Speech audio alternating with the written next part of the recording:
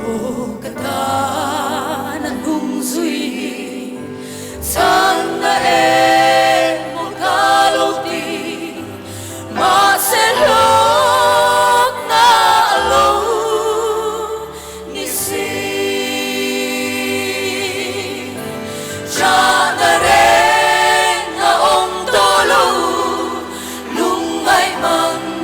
ang buhay na po amanen kanin potswa dam suka to api ang hilong na tur hiralo ni si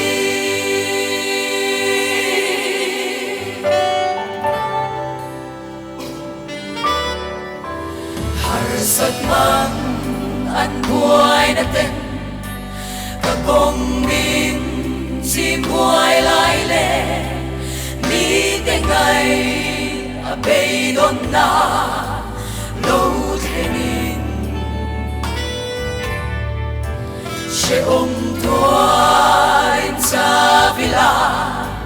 kuturuan ko inom vila lo samre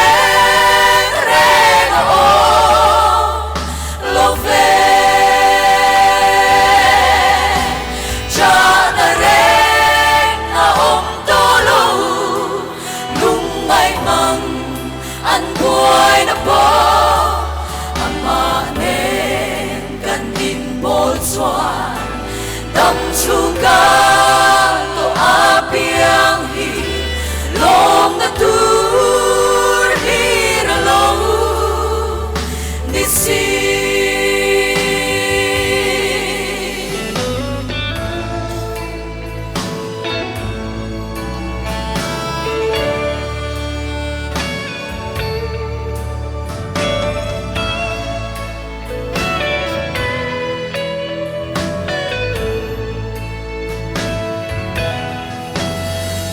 Calvary tam sumaswan akan sa ikan lensa ang mangay na fartaw po kansanin sa tuwan nun dayanisi Covelso en ponise long na tur hiralo ni si na rin na tolo lungay man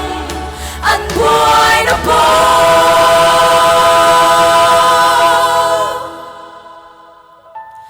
amanen kanin bolswa dam suka to api ang hilong na tur hiralo ni si